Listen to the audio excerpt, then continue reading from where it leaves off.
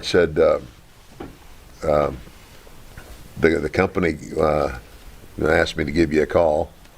They'd like you to come back to work. I started laughing. I said, do what? and he said, well, it's just like, being part of the creative team. And I actually had a conversation with Stephanie. I said, Stephanie, I'm not Clint Eastwood.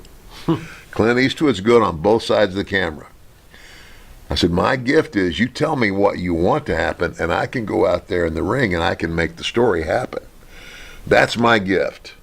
But it was, and I did it for about a year and a half, and I just couldn't, and I don't know if it's, I couldn't or I wouldn't, just because of the way I was taught and everything. For me to sit down with two wrestlers and map out an entire match just made no sense. I said, I can't do that. I can't do that because I never did it. In other words, the real art form of what we did was improv.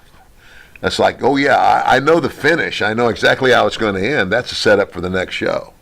And if I have a little history with you, in other words, if we'd already had a couple matches, we might go, okay, based on what the people saw last time, maybe we should start this way tonight. But all that stuff in the middle of the start and the finish was organic. But how about with Randy at WrestleMania 4? That's what I was going to ask. Because Randy always was notorious for having a blueprint. Did he have a blue? I got this great match here, right here, Ted. Right. That's the first time I ever did that, and I told Randy too. And it was funny because Elizabeth was sitting there. I said, Randy, I said, listen, I understand what you want to do, and I said, that's fine. I said, but give me this leeway as we're doing this. If something comes to me as we're on this track, let me call it, and we're going to come right back to this. Can you do that? He just kind of looked up at Elizabeth and said, Randy, you can do that. And he said, okay, brother, we can do it. And so we went out and tore the house down. Wow. And but basically stuck to the game plan. But I just threw in a couple of things that weren't planned. Nice. So, Mike, you've just come off the working with them. Can you guys weigh in? Got a lot of pro wrestling experts out there that are always defending the wrestlers, saying, while we're on break, everybody, Pharaoh was talking to Ted about superstar Billy Graham, who seems to be still, we discussed last week, still angry over losing to Bob Backlund in 1978. I don't know why, but anyway. And a lot of these experts still talk about how unfairly wrestlers are being treated, that they're really not independent contractors. And then the most recent occurrence of the WWE saying, hey, look, you cannot use your name as to use third-party social media to generate revenue for yourself, your wrestling name or whatever contract you signed for. You guys want to weigh in on both those subjects? Well, first of all, I don't know anything about what Billy Graham said and don't care. Secondly, fair enough. The wrestling business is what it is, and if you agree to get in it, there's going to be rules, whether I'm saying it's right or wrong. There's going to be rules for any company you work for.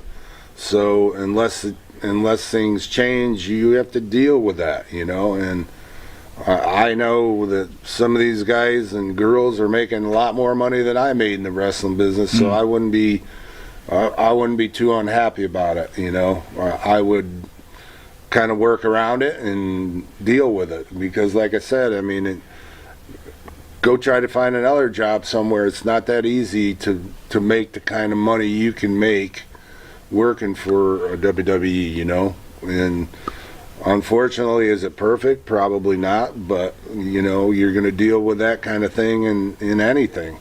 There's going to be upsides and downsides, so I'm not going to jump on the mass wagon and try to bury it, especially I have two of my kids work there, so sure. And I'm glad that they're able to be there at this time. So well, and it's kind of like they're not the only game in town anymore.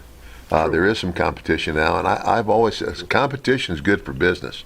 Competition ultimately is good for the talent, because because there is some, competition is always good for anybody, because it's kind of like, when my kids were playing soccer, I knew some parents that wanted to put their kids on a team where their child could be the star. I wanted to put my kid on a team that was good, to where there was some people that were better than them out there, so that would make them better. Make them better. That was the whole thing. Competition's always good for business. Right. But still, the WWE is still the biggest game in town, and whether you went to work for one company or another company, they are going to have their rules, and it's kind of like the $1 Million Man. The $1 Million Man character is a property of the WWE. Mm-hmm. Now, I do have an agreement with them. From years ago, I asked for permission to use the character as it pertained to and in pursuit of my ministry. In other words, can I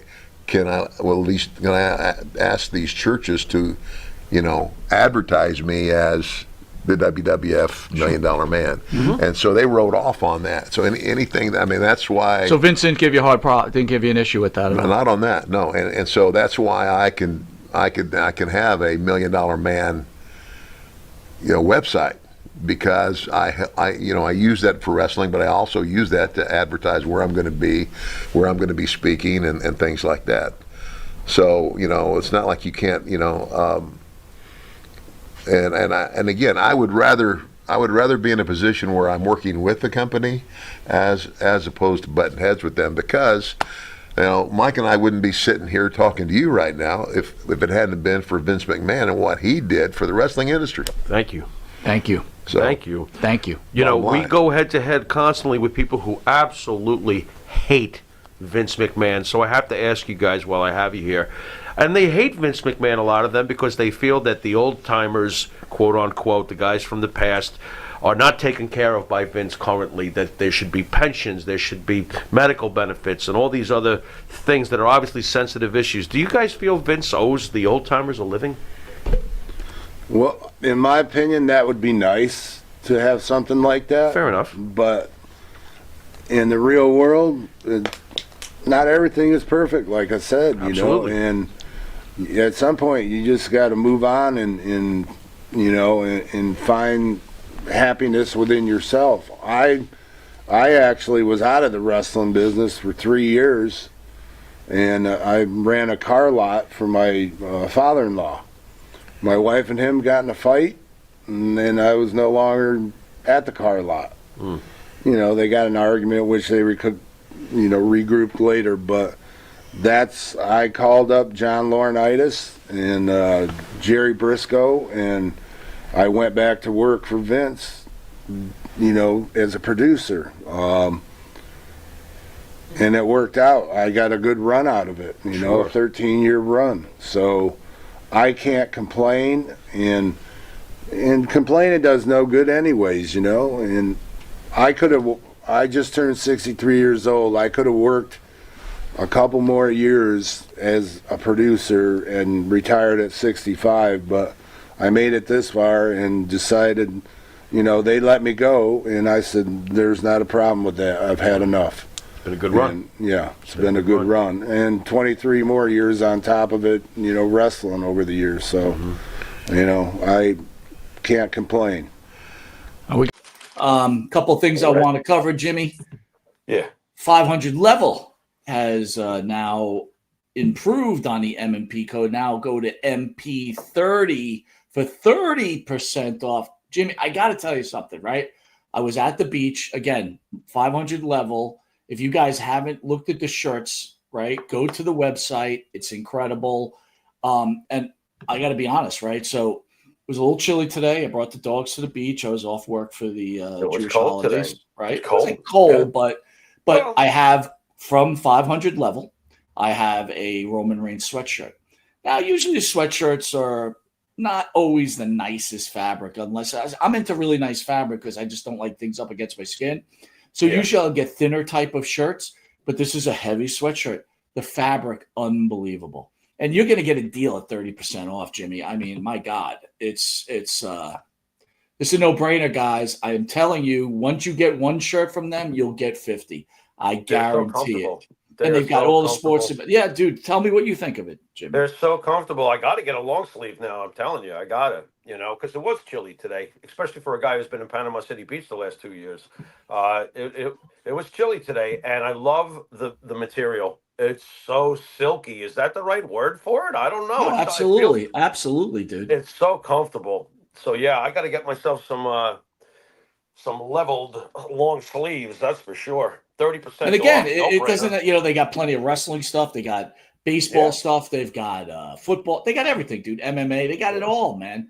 And I'm telling you, it's very high quality. Again, 500 level code MP30, 30% off. So if a T-shirt costs you $20, what's 30% off on $20, dude? It's enough. 10 plus another 20% tacked on top. Not much. It's a steal. It's a steal. I agree.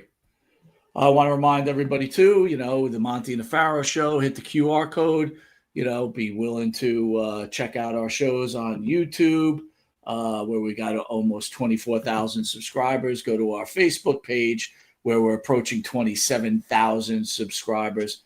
And again, if you feel like donating to the show, please go to the Monte and the Pharaoh webpage, hit donate.